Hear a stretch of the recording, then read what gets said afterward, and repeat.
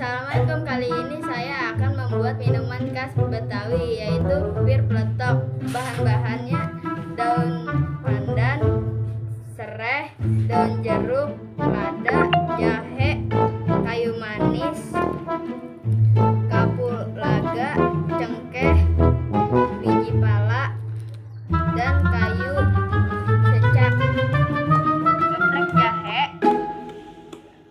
masukkan daun sereh,